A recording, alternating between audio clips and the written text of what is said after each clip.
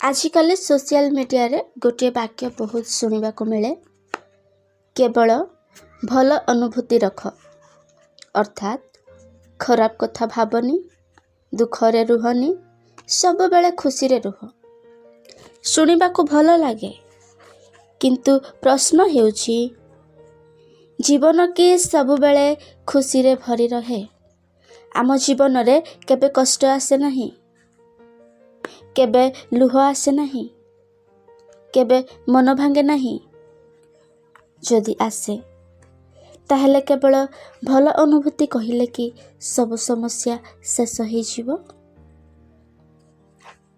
आजिर समाज आमको कहे जहा तुमको भल लगे ताहा ही कर, जहा तुमको खुशी दिए से पछरे दौड़। किंतु सत्य कथा हेउछि अनुभूति प्रतिदिन बदली जाए। आज आम खुशी थाई पारो, काली की दुख आसी पारे। आज मनरे साहस थाए, काली की भय लगी पारे। जदि आम जीवन केवल अनुभूति उपरे चलिबो ताहेले आमे केबे स्थिर रही पारिबा नहीं।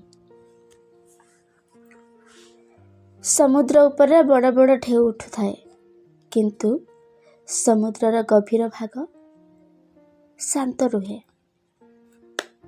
आम जीवन मध्य सही परी बाहर समस्या थाई पारे, लोक आमको बुझी न पारंती, परिस्थिति कठिन हो पारे, किंतु जदि आम हृदय रे ईश्वरंक शांति अछि ताहेले आमे भांगी पड़िबा नहीं।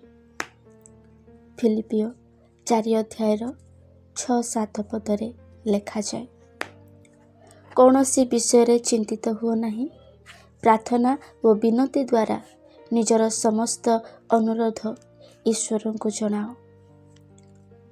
तापरे ईश्वरंक शांति तुम हृदय व मन को रक्षा करिबो। ध्यान दियो, ईश्वर कहु नाहंती तुम जीवन रे कौनसी समस्या आसीबो नाही बोली, बरं से कहउछंती समस्या मध्यरे मध्य मु तुमको शांति देवी। एहा ही हेउछि ईश्वरंक प्रतिज्ञा। जदि तुमे सतरे शांति चाहुछ ताहेले केवल भल अनुभूति को खोज नहीं, ईश्वर को खोज। प्रतिदिन प्रार्थना कर, बाइबल पढ़, निज मन को भल कथारे भरी दियो। मने रख, भल अनुभूति सब बेले रहे नहीं, किंतु ईश्वरंक उपस्थिति सब बेले रहे।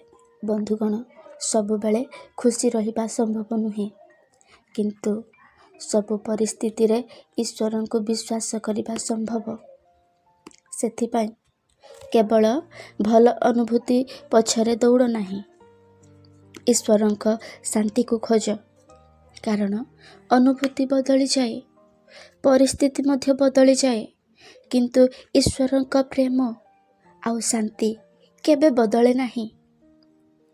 मने रख, भल अनुभूति किछि समय पाई खुशी देई पारे, किंतु ईश्वरंक शांति सारा जीवन को बदलाई दिए। परमेश्वर आपनों को व आपनों परिवार को आशीर्वाद करंतु।